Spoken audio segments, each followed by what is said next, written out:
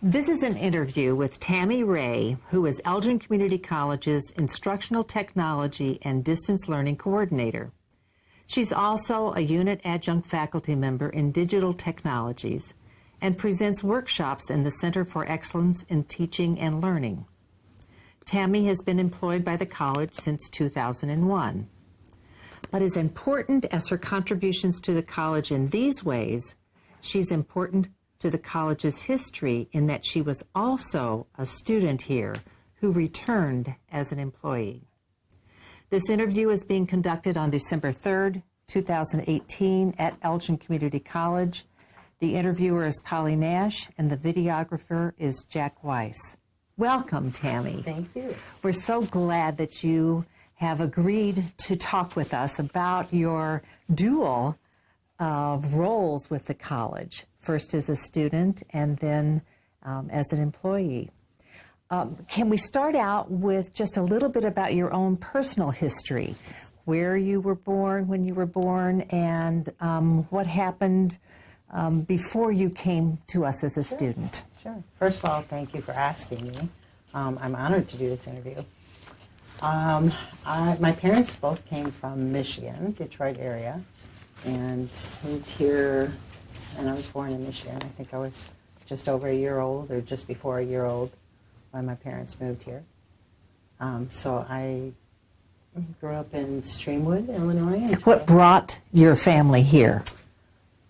Work for my dad. I believe he was working for Elgin Clock Tower at the time. That's why they first came here. He had been working for Ford. I think everybody in Michigan at that time worked for Ford. And he moved here to work for Elgin Watch Factory. And, well, my mother was a stay-at-home mom when we were little. Did you have brothers and sisters? Mm-hmm. I was the oldest, and then I had two brothers after me, and then a baby sister. Oh, my goodness. Mm-hmm. So we were all about a year apart in age, so all very close. And then, go figure, after that, my mom decided that she wanted to go to work. And so what did she do to work outside the home? She started a health club. Back then it was called a figure salon. Now we call it a health club. But working with women's fitness and exercise and weight loss. Oh, my goodness. Mm-hmm. And so where did you go to school? I started at Woodland Heights School when we were in Streamwood. And then when I was 8 years old, my parents moved to a rural area outside of Elgin. So then between Streamwood and here, or? Between Streamwood and Elgin, an unincorporated area. Okay. Then I went to, so I'm trying to think I think I was in 4th grade maybe, and went to Wing School when I was in 4th grade. And then Larson Junior High School, and then Elgin High School. So been in the Elgin area, Elgin School District. Right. For quite some time. I understand that you had a teacher who was significant to the college, too? I did. When I was in 1st grade at Woodland Heights School, Ellie McKinney was my 1st grade teacher. Then later, when my parents moved to the unincorporated area of Elgin, I was the babysitter for her children because she lived very close to where my parents were. I see. And then third time we met up again when I became an employee at ECC. Right. And so when you were in high school, were you active in extracurricular activities, or were you a studious student? And I really was a very good student. I always was. GPA junkie is what I've been called before. And my daughters are the same way. And when I returned back to school as an adult, we had a little competition going on GPAs. But I've always been very serious about my education, so I was always very studious. But I also worked. So I worked all through high school. Did you work at your mother's place? I did. Okay. And what did you do there?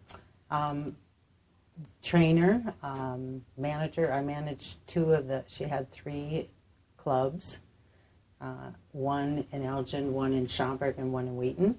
So I was managing both the Schaumburg and the Elgin clubs. While you were in high school? While I was in high school, and then my early days that I was at ECC. Mm-hmm. Well, as an older the oldest child, I can understand all that responsibility. I worked a lot. I worked a lot. So you graduated, and then what did you do? When I graduated, it's funny because I had always said I was going to California and my parents didn't believe me. And one morning my dad got up and said, "What are you doing?" And I said, "Packing the car." And he said, "Well, you better tell your mother goodbye." And off I went to California. So I didn't really know what I was going to do there, but I wanted to go to California. So I was pretty much straight from high school. I went to California. Okay. I didn't last very long in California. I loved it there, but I think I was only there about 3 months. And I found one of my girlfriends had moved out there. And so I went and stayed with her. And in what part of California? in San Francisco area. Okay. Which I fully enjoyed, but I think after 3 months I kind of wanted to get a little bit more responsible. And but first I went to Houston. And I stayed at another friend in Houston, so I stayed down in Houston for about 2 weeks. And then I decided to go to New Orleans. Okay. And then I went to New Orleans and decided not to get out of the car. And came back north and decided that I had always wanted a career with the airlines. So I started applying for airlines. And that's a pretty long process. I think it was about a year-long process of applications and waiting to hear back. And in the meantime, I registered to attend ECC because I thought I should do something productive with my life. So you came back home after your time away, exploring the world of the United States. Finding myself, trying to find myself. And you came back to the Elgin area, and at the same time you were applying at airlines, you were also going to school. Correct. Mm-hmm. And so what did you study? I originally thought I wanted to be an accounting major, and so I started as an accounting major. And I believe it was my second semester I decided to change that. And I was then majoring in physical therapy, so a lot of science classes. Mm-hmm. And then I got a call from 2 airlines on the same day offering me a position, so I quit school. Okay. And I accepted a job with Delta Airlines. And so how did you go about selecting Delta over the other airlines? Interestingly, one of the clubs that I managed was in Schaumburg, and a lot of flight attendants lived in the Schaumburg area. Mm-hmm. And so I had worked at the club with a lot of flight attendants, and pretty much hands down, no matter what airline they worked for, they all told me Delta would be the top choice. So I felt pretty honored to be offered a position with Delta, and I just took it based upon what I'd heard from those who worked in the industry. And not for one day did I ever regret it. It was an excellent company to work for. That's great. If we can return a little bit to your experience at ECC, you took some courses and you were here for a while. Can you tell us a little bit about what the campus was like? And this was in the mid-70s, right? 76? Definitely much smaller. Much smaller. We had talked before of smoking. Well, that was also a big thing, that smoking seemed to be everywhere, where nowadays you don't see any of that. Certainly digital technology. Everything was paper-based or overhead projectors instead of anything on a computer. Mm-hmm. Those are the primary differences. Of course, I was a different person then, so 18-year-old. A lot of my friends were here, so it was kind of a hangout place for many of my friends, where we would meet in the commons area or the cafeteria and just talk. And right. So I also understand that you were famous. Your face was famous across our district. I was the college cover girl for, I believe, 1977. I'm not sure. I think it's 1977. But again, back in the day when nothing was digitized. Everything was pretty much print. So, yes, I was the cover girl, and everybody got their schedule through a catalog. So they were distributed via mail to, I don't know if it was every household in the area, in the district, but I had a friend that was a mailman that told me once he was sick of seeing my face because he was delivering to all the local households. But yeah, that was fun. Right. Famous in lots of ways, huh? Oh, you make me blush. Do you recall any professors that were influential for you when you were here in the 70s? One that sticks out, I still think of him quite often, is Gus Stewart, and it was anatomy and physiology. In fact, I still have my textbook from that class, and I actually still read it from time to time. Maybe I shouldn't self-diagnose, but sometimes when I have questions about the human body or curious about something that's going on, either with myself or one of my family members, I pull out the textbook. Right. Well, that's certainly an influence when somebody can encourage you as a student to think beyond that particular classroom and how can I use this information. It actually was one of my favorite classes here, and I was very pleased that my oldest daughter also took human anatomy and physiology here. That's great. So you were here just a very short time then in the 70s. And so what did you, we know that you worked for Delta. Can you tell us about that career after you left ECC in the 70s? Oh, I loved it. Traveling, it's funny because we say that every flight attendant when they go for their interview says, I love people and I love to travel. Well, I really did. It turns out I still do. So I just loved it. I loved interacting with people from all over the world. I loved seeing the world. As a kid, I mean, we went to Michigan to see Grandma and Grandpa and occasionally went camping in Wisconsin, but other than that, I hadn't really been anywhere. So it was just wonderful to be able to see the world and people from all over the world. And every day was an adventure. It was never the same. And it was a good company to work for. And what about your family life? Well, at the time, I mean, I started with Delta just before I turned 21, so I was like the minimum age that you could be for a stewardess at the time. I don't remember. Eventually, I fell in love and got married, but I don't remember how old I was. Maybe 27, somewhere in that area. Okay. I got married and I had 2 children. Continued flying while I had children. And, let's see, I think my youngest was about 8. Delta had a wonderful program where I could fly half the month, still be a full-time employee, but only fly half the month. So I was off half, worked half, and then it was maybe 3 days on, 4 days off. So I was working maybe a total of 6 days. And at the time I was pretty senior, so it was easy to do. Right. Were there some special places, some favorite places that you liked to travel? Oh gosh, I really can't name just one. Okay. I love the East Coast, I love the West Coast. I love them both.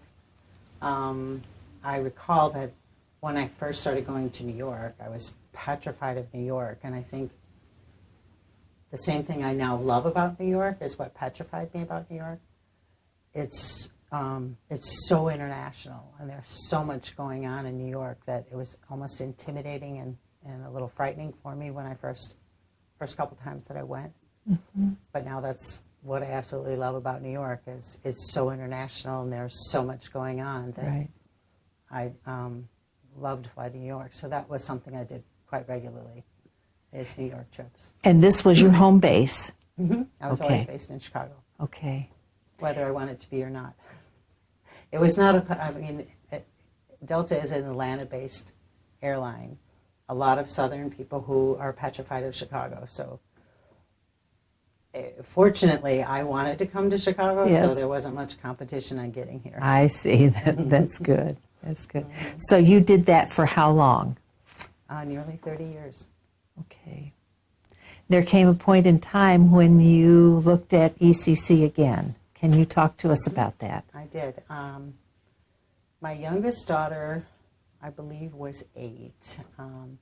And at that point, I was looking to pick up another career. Computers were starting to pop up everywhere, and I didn't really know how to use them. Somehow I knew that computers were going to be my answer to change. My daughter had some health problems, and flying just wasn't working well. Mom needed to be home a little bit more. And at that time, I was divorced, so I was a single mom, and thought that maybe I could go back to school and take Intro to Computers and learn everything there was to know about computers and find a job. And what I learned was that I needed to learn a lot more about computers than Intro to Computers. So that kind of got me started, and certainly piqued an interest with me to learn more about computers. Am I right in understanding that this was about 1998 when you started, when you came back again? That's about right. Okay, so it was about 20 years. Yeah, wow, time flies. Right. And this was, the campus was different, and you found that taking this one course was not going to really be enough to really change careers. Correct. Well, first of all, the campus was very, very different from when I had come in the 70s. I don't know the exact numbers, but I think it perhaps had doubled in size. It was much bigger. There were a lot more buildings than when I came the first time. And, I was really a different person. I mean, when I was in the 70s, I was 18 years old, and my high school friends were here, and I didn't really know what I wanted to do. I was still exploring. So when I came back in 98, I mean, I definitely came with a purpose. I had children I was taking care of, and it was just a totally different mindset when I came back. But yes, that first class, I quickly learned that I wasn't going to learn everything in one class. But at the same time, it also sparked my interest in curiosity on computers, and I found out that I loved them a lot more than I thought I was going to.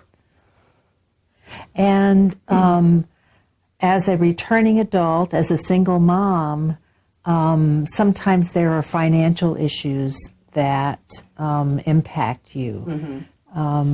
Was there anything like that for you? Definitely. In fact, if it had not been for a scholarship that I received at ECC, there's no way that I would have ever been able to.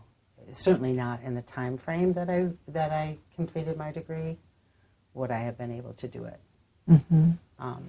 Can you tell us about that scholarship? Sure. That started, so my second semester, when I decided that I really wanted to take more than just an Intro to Computers class.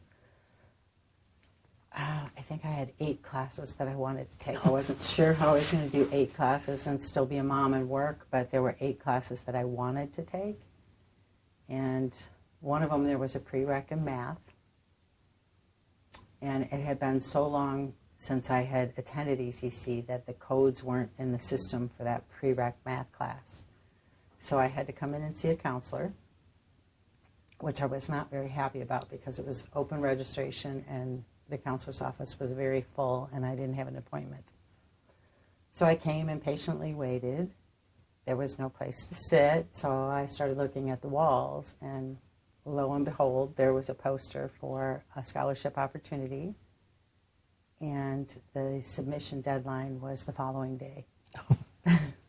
But still, somehow when I looked at, I just knew when I saw that poster that it was my scholarship. I don't know how, but I just knew that it was my scholarship. And so I looked at the who to contact. At that time it was Kelly Sinclair, was in the student life office. And so I went to meet Kelly and ask her what I needed to do and let her know that I intended to get the scholarship and I was going to go home and write my essay. And I did. Spent the rest of the afternoon writing it, and Kelly called me the next day to tell me that it was mine. Oh my goodness. Somehow I just knew, but it was the tuition plus scholarship. I believe it might still be the most generous scholarship that's been given at the college. And so what did it cover? It covered my full tuition for 2 years, my books, and it also covered my mortgage. My goodness. Yeah. Very generous. Like I said, there's no way that I could have done it as a single mom without that opportunity. Right. I mean, the mortgage, I was just like, are you kidding me? Talk about taking a little pressure off. Yeah. Mm-hmm. Yeah. For a returning single mom to have that kind of scholarship really makes a big difference. It made a big difference. And at this point, when I look back, I go, oh my gosh. Yeah. It was a huge difference. Have you ever been in contact with the individual or individuals who set up the scholarship? I wish that I would have the opportunity to thank whoever it was, but it was anonymous. I know that Kelly Sinclair knows who it is because I started writing letters. I think the first year I wrote a thank you letter at Thanksgiving time, things I was thankful for, and included a picture of my girls and just let them know how much my life was already changing based upon the scholarship. And Kelly came back to me and asked me if I would continue writing those letters because they were so pleased to receive that letter and to know how much it had changed not only my life but my kids' lives. Yeah. So I did. I kept writing them and sending pictures of the kids. I think at least 2 times a year I'd send a letter and go drop it off at Kelly. So this enabled you to take those courses that would change your career. Mm-hmm. Right, right. Yep. Were you able to get that math prerequisite? I did get it taken care of. Okay, good. That's good. So can you talk about some of the professors that influenced you as you moved along this new career path? Sure, because I mean, they made a big difference in my life as well. Well, the first class I took after Intro to Computers was computer hardware, and Brent Steele was teaching the class. I just can't say enough good about Brent. I mean, one, not only did he know his stuff, but he knew how to teach, and he knew how to set things up to get that natural curiosity, not just the curiosity, but the reward system, the answers to your questions when you're curious about something. So that sparked it. And then later, Gene Taylor was another instructor in that area. So both of them. And then Mark Pilzarski was also in the area. So those were all individuals within the computer science department, or that's what it was called at that time, Right. that really helped you gain those skills to really move you forward. And I would say not just that, not just the knowledge and the skills that I gained, but just the interest to keep going. I mean, getting my curiosity and to keep me building with my skills that I think had it not been for that, I don't know how much I would have wanted to take, but I just kept wanting to come back to learn more. Isn't that wonderful? I hadn't stopped yet, so I guess they're to blame. Are there any professors in other departments that you would like to mention that were of positive influence for you? Sure. Well, first I would say, and only this is just chronological with timing, Kim Anderson, who teaches in the accounting department, but I took an Excel class with her. This was early on when I was going for one of my first degrees. And I was interested, maybe she had some foresight. When we were on break, she asked me when I was going to start teaching. And I remembered laughing at her and thinking, I am never going to teach. Well, what's funny now is Kim has taken classes from me in some of my classes that I teach, so it's kind of a fun reversal. Yes. Tim Carr would also be big influence. I took some graphic classes with him. He then became a mentor to me when I started teaching. He also was my professional advisor when I went on for my bachelor's degree at DePaul. So I've worked a lot with Tim, and we've developed some courses together. Oh, good. Also, I would say Gary Christensen. Don't we have a different kind of relationship with Gary?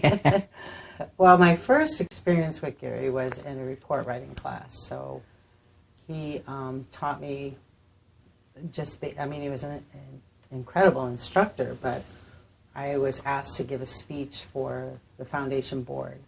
And I had written out my speech, and I went to him for advice on how to polish, as I say, my speech. I took him my rough draft and said, what should I take out? What should I add to? Does this sound okay? Because, of course, I was petrified to give a speech to the board. So he did that, and then later, when I was working with Tim Carr, I wanted to take on a project that was bigger than the assignment. And the class I had taken with Gary, I noticed that he used transparencies in his classroom. And I thought that would be a really good project to take on, to take his transparencies and make them all digital. So that ended up being a bigger project than just what I needed to do for my class with Tim. But many years later, I'm now married to Gary Christensen. So, our relationship changed a bit since then. From transparencies to wedding bells. Yeah. Oh, that's great.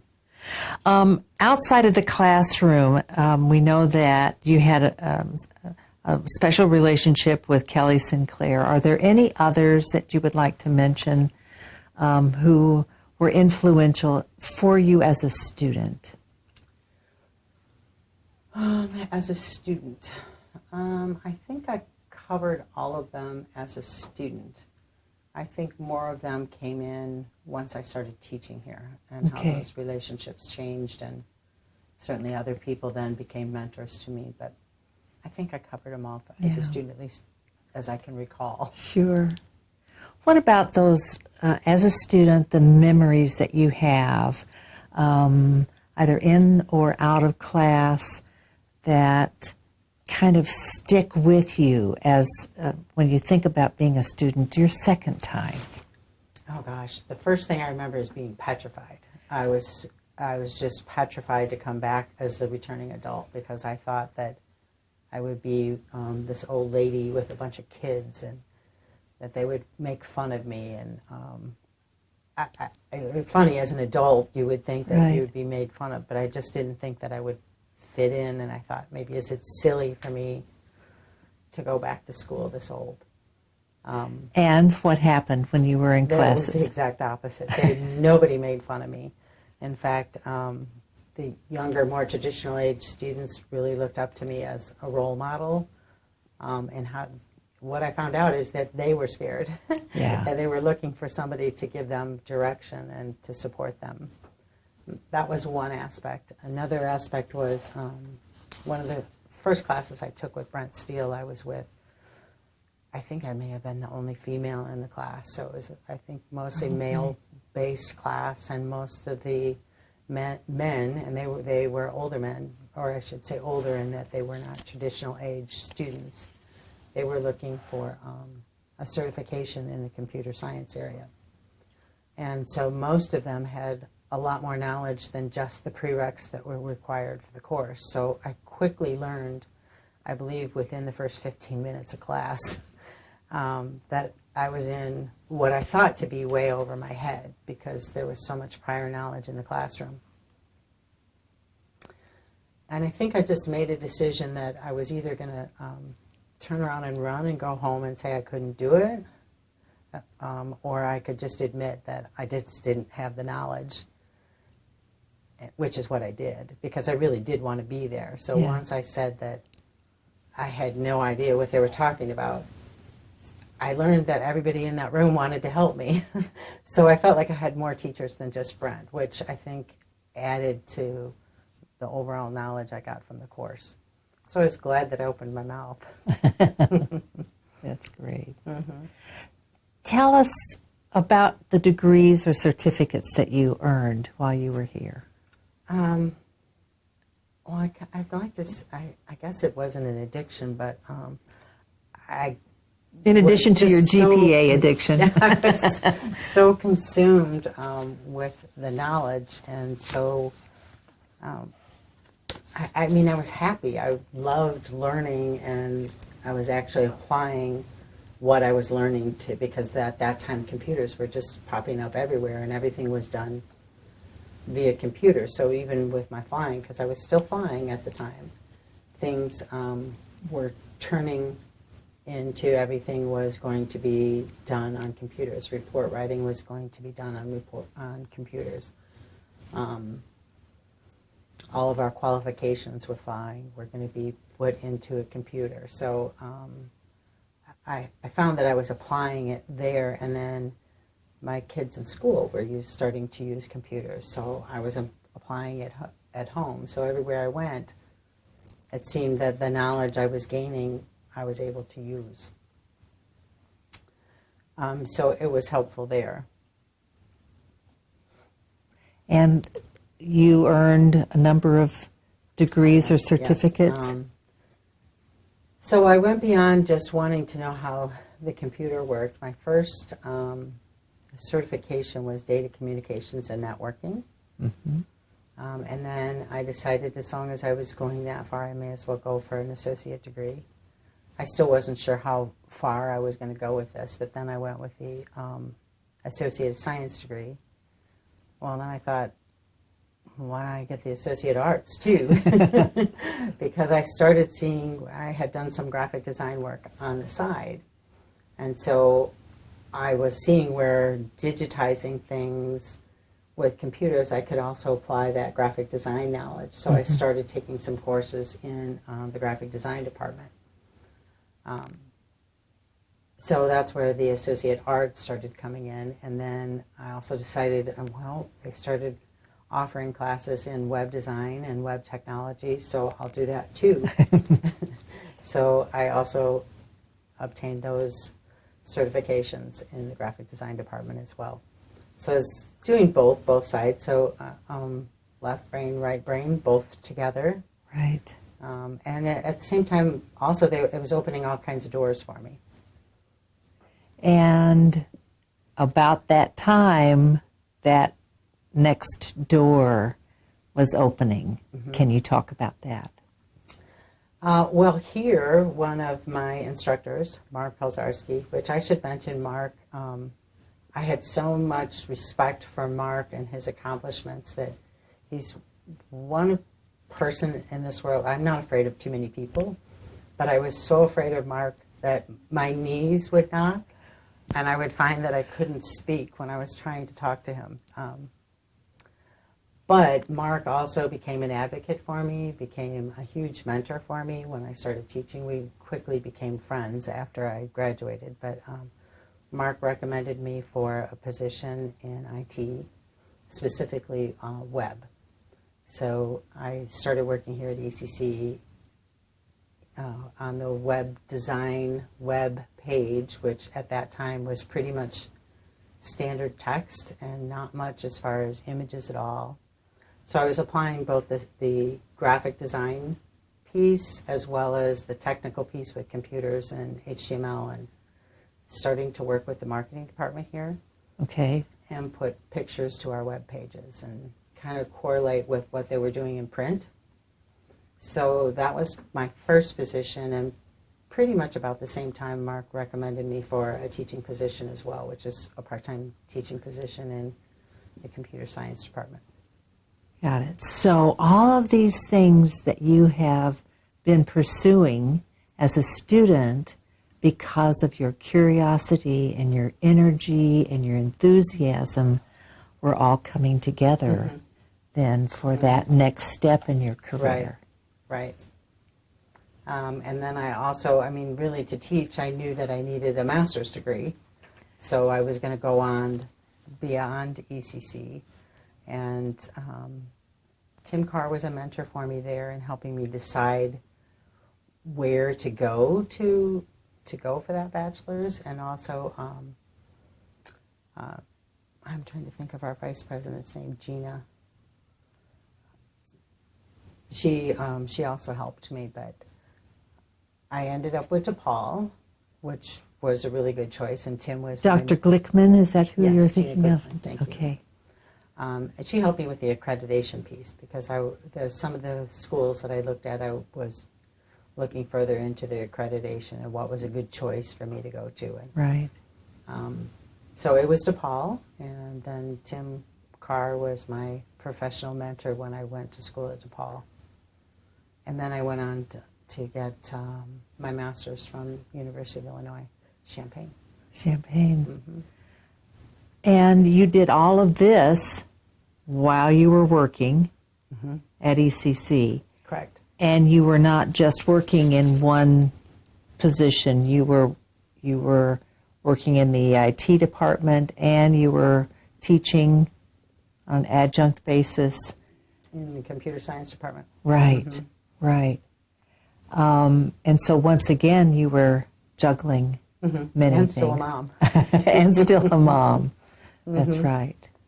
But you know, it's funny because now my girls being older, I think it came at a perfect time in their lives as well, because I was a role model to them, and we would do homework together. And I remember when they were applying for colleges, we had a little competition in scholarship essays and writing essays on and who was going to win, who was going to get the best achievements as far as scholarships.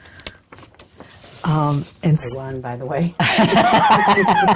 well, it's hard to top the very first one that you received. You know, and I was surprised because that luck really continued for me beyond ECC with scholarships and for my girls as well, because, you know, as a single parent, it's not only my own education to pay for, but their educations as well. So Right.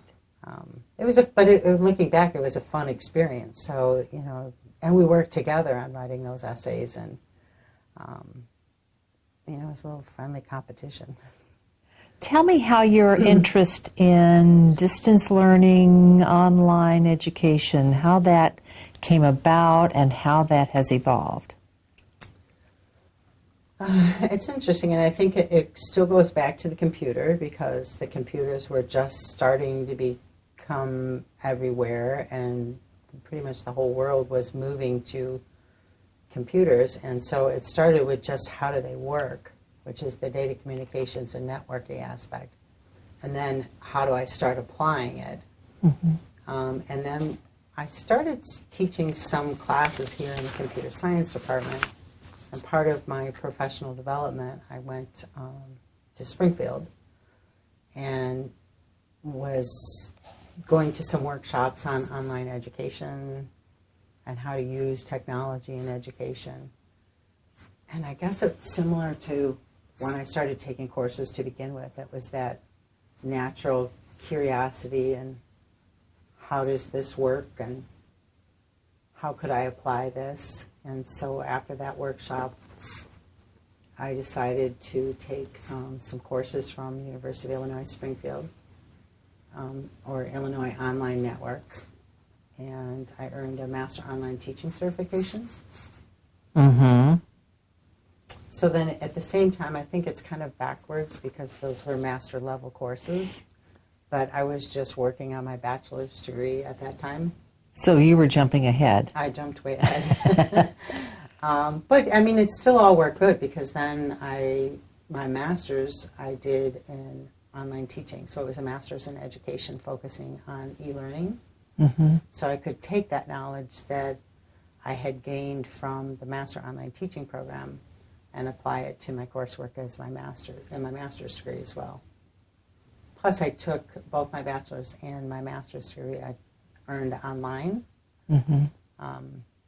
just so I could see firsthand as a student as well. I mean, I did it for convenience and raising kids is what allowed me to get my education, but I could also see as a student firsthand how to apply online learning and how to teach using online learning.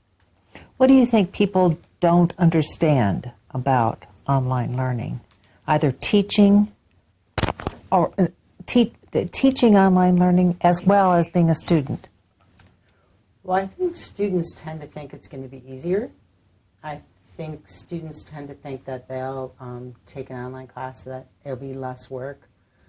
I think a lot of times they think that it's whenever they decide to do the work, and they don't realize that most online courses are structured and that there are due dates, and it's not something that you can do the last week of the semester. Mm-hmm. That it pretty much is from week one, just like a traditional classroom, there's structure to an online class. So I think from a student aspect, that's one. From a teaching, I think a lot of times traditional teaching faculty think that they can just digitize lectures that they've done in a classroom and put it online. And quite frankly, that just doesn't work. Most students don't want to sit and listen to hours worth of lecture in an online environment. And personally, I might fall asleep. So it's much of a different kind of teaching environment. I actually think that it's more work, both from teaching and as a student. In a face-to-face classroom, you can pick up on cues from your students, from facial expressions, or maybe students might spontaneously respond to a question. Where in the digital world or an online environment, we don't see faces, we don't see expressions, we see assignments that are submitted. And I say that in general terms. I mean, you certainly could do things with video in an online world, but most classes are not structured that way. Mm-hmm. So you have to rely on what the language that the student is using, or if you're doing project-based work, on the projects they're submitting. So are they picking up the skills that you're trying to teach? Are you seeing those incorporated in their projects? So you really have to do a lot to structure with communication and make sure that you have that communication with the student. Mm-hmm. I think the other thing is from an instructional design standpoint, some of the data that I've read says that one of the biggest reasons that students fail in an online environment is that they simply don't know what they were supposed to do or how to find what they were supposed to do. So it's really important for the faculty member to structure a course so that a student knows how to navigate it, how to find what's expected of them, and what they need to do to complete the coursework. So you're talking about online learning as we know it today. Mm-hmm. We didn't just get here today. It took us a long time to get here. Sometimes with fits and starts, and sometimes leapfrogging, and sometimes having to retreat a little bit. Can you talk to us about your involvement in that whole evolution of online learning? Certainly. And that actually leads me to my current position, where I'm working in the distance learning office. And this is where I work directly with faculty, teaching them how to either set up that class, if they're going to start teaching an online class. How do they structure it so that the students can find what they're supposed to do, how they know when due dates are, what the expectation is from the faculty member, the expectation of the student. So I work with faculty on how to do that, as well as how to utilize some of the technology that's available that they might incorporate into their classes. So you work directly with the faculty members then who are setting up the courses. Correct. What are some of the challenges and opportunities that you see doing that? Due dates. And that's pretty funny because I think every semester, so I work both in the distance learning office with them, as well as I teach 3 online classes that faculty register for my classes. Okay. Faculty who register for the classes continually send me reasons or requests to extend a due date because they can't finish it on time.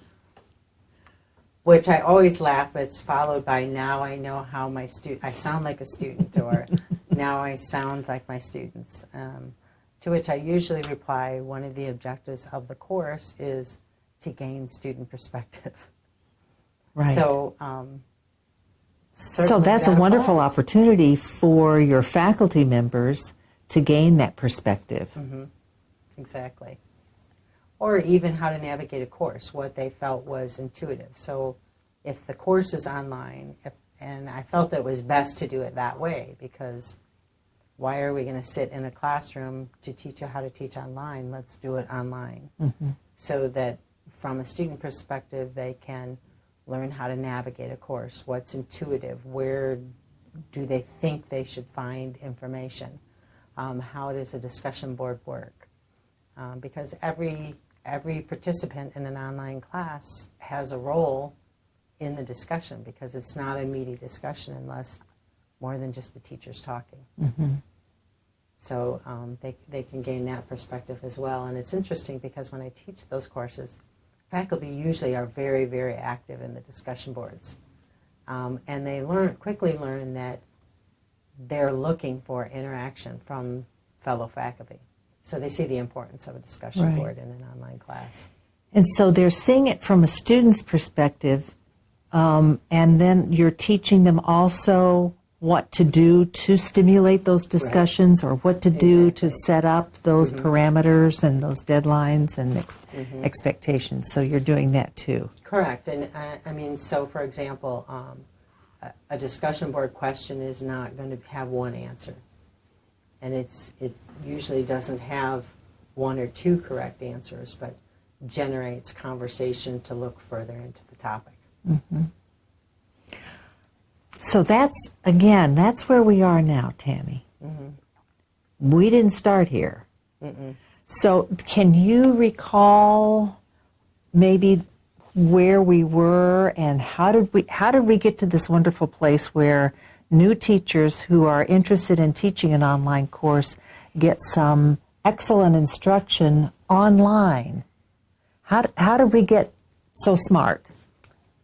Well, I'd say probably one of the biggest things is the internet, and rapid internet connection and internet speeds, because when everything was dial-up, it was a lot more complex and harder to get data through an online class. But as the internet grew and high-speed internet was available everywhere, I think that certainly drove it. Also, the availability of computers everywhere, and then certainly our administration in supporting that, and just even developing the distance learning department to support faculty in their training, and then the demand for it from students. I think probably a lot of students like myself who are returning adults, students who have families and careers, it's for many people, it's the only way that they would be able to achieve an education is if it were available online. Right. Exactly. So what about your responsibilities or some things that you're involved in outside of your department? We know that you teach on an adjunct basis, and you also lead workshops. Are there other activities or things that you're involved in at the campus? Well, one, I'm also a senator for the ECC Faculty Union, so I'm regularly at the Senate meetings. I'm also webmaster for ACFA. I'm on the Distinguished Alumni Committee and determining who our distinguished alumni are every year. Project Backpack is a very big project for me. I'm on the leadership committee for Project Backpack. And tell me about Project Backpack. Project Backpack is a project that we have done, going on about 10 years, I believe, with Project Backpack, in where we take donations for school supplies. We work with all the schools in the area, so U46, 300 primarily. Mostly is U46, but District 300 as well. And collecting school supplies and backpacks, and we stuff backpacks with all the school supplies that are needed. And then early in August, we have a Saturday morning where people within the area, within the districts, can come with identification showing that they are in the district, and they can get free backpacks. And along with backpacks and supplies, we have community organizations that are also here and partner with us for families. So a couple of students show up for backpacks? Oh my gosh. No. In fact, we tried to work with people once the word got out. We had people that were camping out starting at 6 o'clock the night before and staying out all night on the cement or forming a line with chairs and sleeping bags. So we tried to work how our process was so that we didn't have people doing that, because we just don't really like the thought of people having to sleep all night outside for a backpack. So we've tried to do it more into like a fun fair event, and we give out tickets in groups so they know that they will actually get a backpack, and then they can participate in the fun fair event until their numbers are called. So it's helped a lot. It's helped a lot. But no, we have thousands of people coming for backpacks. Right. Thousands. It's a big event. It's a big event, but it's also extremely rewarding. And I still remember when my kids were little, how fun getting school supplies. I mean, we'd get school supplies and come home and sort them. It was just a fun thing. I guess they're just as bad as I am about school. As we wrap up this portion of your interview, can you talk about some of your major accomplishments while you've been here? Well, I guess in even talking about the web page, that was a big one. It seems like a while ago, and the college as a whole has advanced so much since that time, because I don't currently do our website, but it's very digital, and there's lots of modern technology on that website. But at the time when I started working there, like I said, it was just plain default text, and there were no images. So that was, personally, I felt a pretty big accomplishment to get some pictures on the website, and especially to coordinate them with our marketing department. Now, probably one of the biggest accomplishments I think I'm proud of is working with the nursing department. I created basically their own intranet. Working with the Google platform, and our student mail is based upon Gmail and the Google platform, so we have access to all the Google apps, the Google Docs, the Google website. So I basically set up their own internet by using those tools and created digital documents that the nursing students can sign up for their lab validations. And I was first approached by two directors from the nursing department, and one of the problems they were having is they had a spiral notebook that students signed up for lab validations with a pencil and paper, and that notebook sat in one room on campus. So students had to be on campus to sign up, and it was done in pencil. And they wanted to know if I had some kind of solution, because they found that some students were erasing names and putting their own names in slots, and they had no way of tracking anything. So I created a digital sign-up sheet for them that it's tracked. Everything is tracked. So every user that logs in and makes any change to the document, it's all logged and time-stamped. Mm-hmm. And then I took that document so that it was available via internet. I put it into a Google website, which is private to only our ECC students. So that was one way to keep it private, so it wasn't a public document, but students had access to it. Mm-hmm. So going from a spiral notebook in one room to 24/7 availability for their validations for the nursing department was just huge for students. And then it just made things easier for the faculty because they also had 24/7 access to the document. And everything was tracked. So they knew who was filling it out when.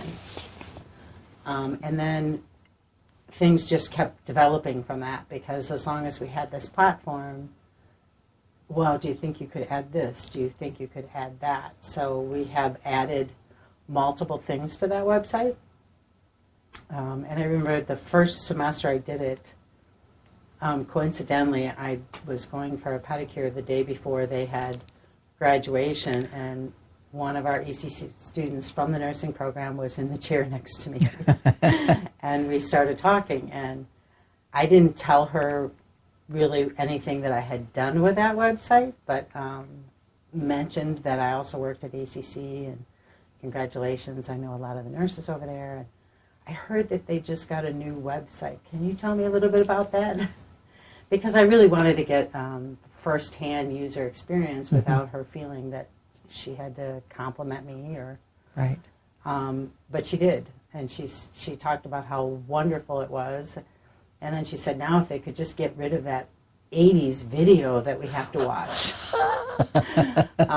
So, okay, something to take to the directors when we review everything we've done, and they have not only replaced that video, but they have started working with our Department of Distance Learning, have started doing short little videos of all the validations that the students have to do, and then we've added those to the website. So that website has just continued to grow for the students, and I feel really, and I get the feedback from the students, has really helped them in achieving their goals and being successful in the nursing department. Wow, that's great. And I also understand that in 2012 you received some recognition. And I know you're going to blush. My cheeks are warm. Yes, I received the Distinguished Adjunct Faculty Award in 2012. Mm-hmm. How nice that was. It was very nice. In fact, kind of a funny story there. I was going to Springfield to receive the award with Dr. Salm and a couple of the board members. Well, that also happened to be the morning that I got married. So I got married and then went to Springfield to receive the award. So my husband went with me, and so we spent your honeymoon in Springfield with board members and Dr. Salm. Doesn't every newlywed couple want to do that? Why not? Absolutely. Are there other colleagues that you particularly remember and want to talk about?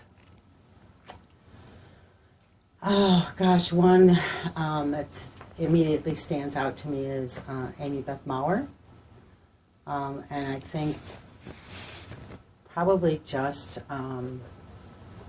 one of the things that she has taught me is her kindness and compassion for humankind, pretty much. I think just about everything that Amy Beth does is to help others in some way or another, whether it be students being successful in their education or just in basic needs such as food and shelter. Because they started a food pantry, didn't they?